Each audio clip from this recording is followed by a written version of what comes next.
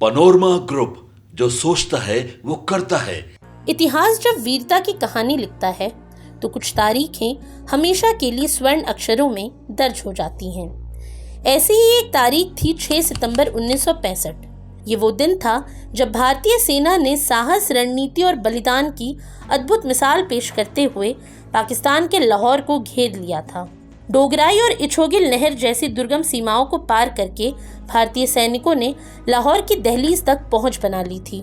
ये महज एक सैन्य कार्रवाई नहीं, बल्कि पाकिस्तान की रणनीति की चूल्हे हिला देने वाला ऐतिहासिक मोर्चा था। दरअसल 1965 का साल भारत पाक युद्ध की विभीषिका के लिए जाना जाता है, लेकिन इसी साल भारतीय सेना ने दुनिया को दिखा दिया कि जब भारतीय जवान मैदान में उतरते हैं तो दुश्मन की रणनीतियां ध्वस्त हो जाती हैं। पाकिस्तान ने ऑपरेशन जिब्राल्टर के तहत जम्मू कश्मीर में अघोषित युद्ध की शुरुआत की थी। उसका सपना था कि वो टैंक और वायु सेना के जरिए अखनूर होते हुए जम्मू पर कब्जा जमा लेगा, लेकिन भारत ने इस सपने को चकनाचूर कर दिया।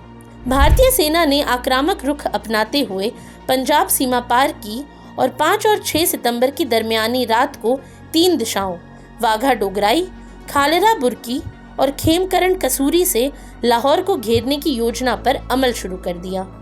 भारतीय सेना की योजना बिल्कुल स्पष्ट थी। लाहौर की जीवन रेखा मानी जाने वाली इछोगिल नहर और डोगराई पर कब्जा करना। इछोगिल नहर, जिसे पाकिस्तान ने 1950 में विशेष रूप से भारत को रोकने के लिए तैयार किया था, ये एक कठिन सामरिक चुनौती थी। वहीं डोगराई ऐतिहासिक ग्रैंड ट्रंक रोड पर स्थित एक ऐसा इलाका था जो दिल्ली और अमृतसर को लाहौर से जोड़ता था। 6 सितंबर को भारतीय सैनिकों ने इन दोनों रणनीतिक बिंदुओं तक पहुंच बनाकर वहां कब्जा भी कर लिया, लेकिन दुर्भाग्यवश समय पर बैकअप न मिल पाने और पाकिस्तानी वायु सेना की भीषण बमबारी के कारण सेना को मजबूरन पीछे हटना पड़ा। लाहौर भले ही कुछ कदम दूर रह गया, लेकिन भारतीय सेना ने पाकिस्तान की आकांक्षा को पूरी तरह से कुचल दिया। वहीं 20 सितंबर 1965 को जब एक बार फिर भारत ने निर्णायक हमला करने का फैसला किया, तब पाकिस्तान ने इछोगिल और डोगराई को दुर्ग बना दिया था, लेकिन भारत के जाबाज सिपाही पीछे हटने वालों में से नहीं थे। 3 जाट बटालियन के बहादुर commander lieutenant colonel Desmond Hayde के नेतृत्व में 550 भारतीय जवानों ने इस दुश्मन की दुगनी सेना और मशीन गनों की दीवार को चीरने की ठानी। 2 तरफा हमलों की योजना बनी और 20 सितंबर की रात 12 बजे भारतीय सैनिकों ने पाकिस्तान की 2 कंपनियों पर धावा बोल दिया।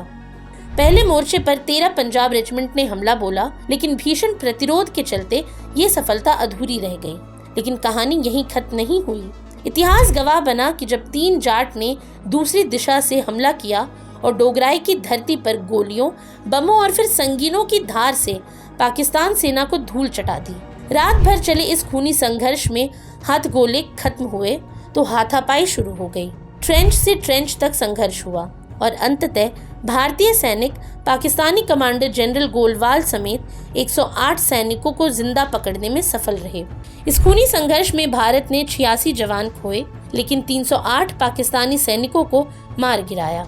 ये लड़ाई भारतीय सैन्य इतिहास की सबसे भीषण और वीरतापूर्ण लड़ाइयों में गिनी जाती है। जिसके बाद 22 सितंबर की सुबह 5:30 बजे डोगराई पर तिरंगा लहराया गया। भारत ने ये सिद्ध कर दिया कि उसकी सेना सिर्फ सीमा की रक्षा करना नहीं जानती, बल्कि अगर दुश्मन आंख दिखाए तो उसकी धरती पर जाकर